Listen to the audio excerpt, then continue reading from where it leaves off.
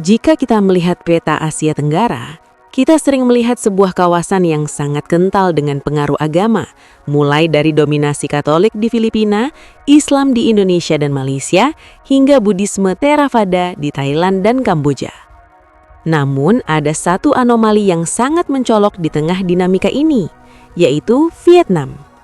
Secara statistik dan data sosiologis, Vietnam secara konsisten menempati urutan teratas sebagai negara yang paling tidak beragama atau paling sekuler di kawasan ini. Berdasarkan data dari Pew Research Center dan berbagai survei global, lebih dari 70% mengidentifikasi diri mereka sebagai tidak beragama atau hanya menjalankan praktik tradisi leluhur tanpa terikat pada dogma teologis yang kaku. Fenomena ini bukan sekadar hasil dari sistem politik satu partai yang mereka anut, melainkan sebuah pergeseran budaya yang sangat pragmatis, di mana masyarakatnya secara sadar memilih untuk memprioritaskan pendidikan, rasionalitas, dan kemajuan ekonomi di atas tahayul atau narasi metafisika.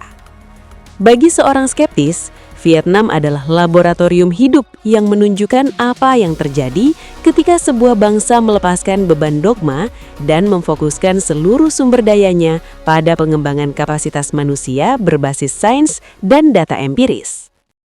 Disclaimer, konten ini disusun untuk tujuan edukasi dan analisis sosiopolitik serta ekonomi berdasarkan data publik dan studi sosiologi.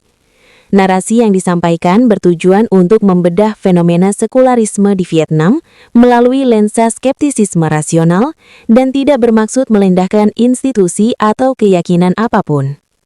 Data yang digunakan mencakup indikator pendidikan, skor IQ, dan proyeksi ekonomi global. Harap menyikapi informasi ini dengan pikiran terbuka dan kritis.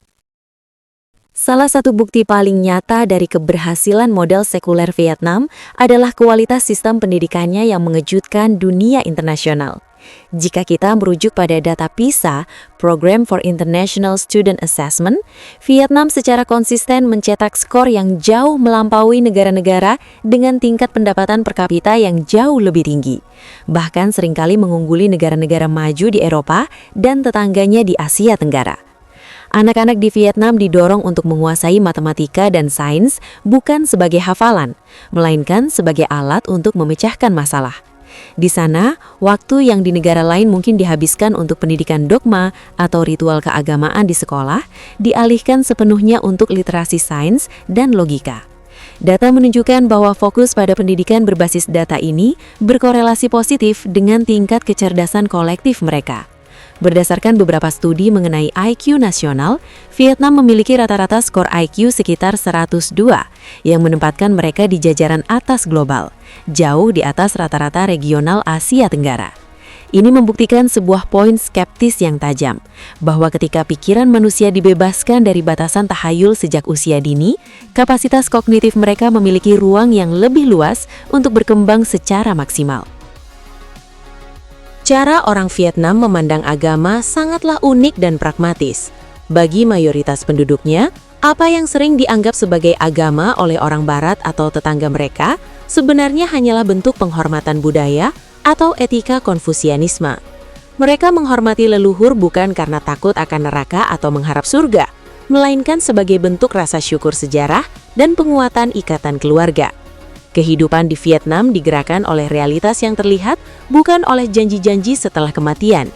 Pandangan hidup yang membumi ini membuat masyarakat Vietnam sangat adaptif terhadap perubahan teknologi dan inovasi. Mereka tidak terjebak dalam perdebatan moralitas kuno yang sering menghambat kemajuan medis atau penelitian ilmiah di negara lain. Di Vietnam, jika sesuatu secara data terbukti membawa kemajuan bagi kesejahteraan umum, maka hal itu akan diadopsi tanpa perlu melewati sensor dogma yang bertele-tele. Inilah yang membuat pertumbuhan ekonomi mereka menjadi salah satu yang paling stabil dan eksplosif di dunia dalam 2 dekade terakhir. Beralih ke sektor ekonomi, data menunjukkan bahwa Vietnam adalah salah satu bintang baru di pasar global. Dengan pertumbuhan PDB yang rata-rata mencapai 6% hingga 7% per tahun, Vietnam telah bertransformasi dari negara agraris yang miskin menjadi pusat manufaktur teknologi tinggi dunia. Keberhasilan ini tidak lepas dari stabilitas sosial yang tercipta karena tidak adanya gesekan konflik sektarian berbasis agama yang sering menguras energi negara-negara lain.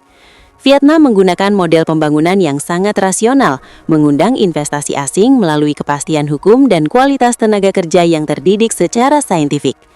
Proyeksi dari firma akuntansi global seperti PwC menunjukkan bahwa pada tahun 2050, Vietnam berpotensi masuk ke dalam jajaran 20 besar ekonomi dunia secara global. Mereka sedang berada dalam jalur untuk menjadi macan Asia yang baru, menggeser dominasi manufaktur yang sebelumnya terpusat di China. Kapan Vietnam akan menjadi kekuatan ekonomi besar? Jawabannya adalah proses itu sedang terjadi saat ini, dan fondasinya adalah masyarakat yang lebih percaya pada efisiensi kerja daripada keajaiban gaib. Di Vietnam, kita melihat sebuah masyarakat yang memandang masa depan dengan optimisme berbasis angka. Mereka tahu bahwa kemakmuran tidak turun dari langit, melainkan dibangun melalui kebijakan fiskal yang ketat, investasi pada infrastruktur, dan riset teknologi. Tidak adanya beban biaya sosial untuk memelihara birokrasi dogma yang masif memungkinkan pemerintah dan swasta untuk mengalokasikan dana ke sektor-sektor produktif. Masyarakatnya memiliki etos kerja yang sangat kompetitif, sebuah cerminan dari filosofi bahwa nasib manusia berada di tangan manusia itu sendiri. Pandangan skeptis ini bukan berarti mereka tidak memiliki moral. Sebaliknya, moralitas mereka dibangun di atas solidaritas nasional dan tanggung jawab sosial terhadap sesama warga negara, bukan karena takut pada hukuman entitas transenden.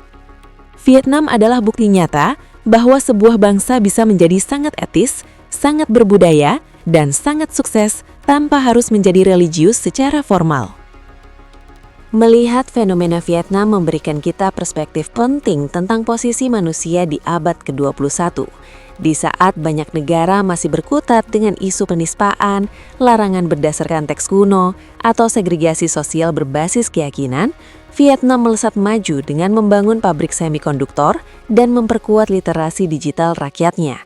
Mereka telah membuktikan bahwa kemajuan IQ, pendidikan, dan ekonomi adalah satu paket yang bisa dicapai ketika rasionalitas dijadikan kompas utama dalam bernegara.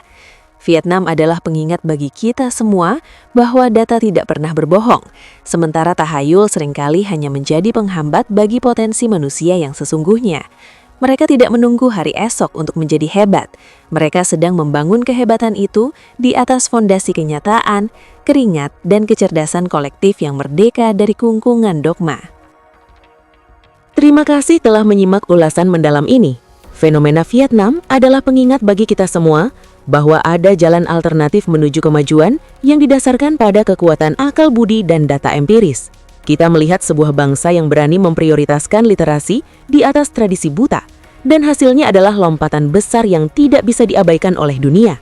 Jika Anda merasa bahwa narasi-narasi berbasis data dan perspektif skeptis seperti ini penting untuk terus disuarakan di tengah gelambang dogma yang sering kali menyesakan, maka Anda adalah bagian dari kami. Dukung terus gerakan berpikir kritis dan rasional di saluran ini, agar suara-suara yang selama ini tenggelam bisa mendapatkan tempatnya.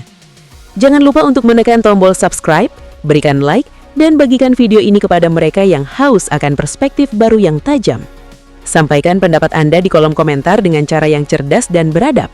Saya dari Silent Majority, tetaplah kritis, tetaplah skeptis, dan mari kita terus melihat dunia apa adanya. Sampai jumpa di video berikutnya.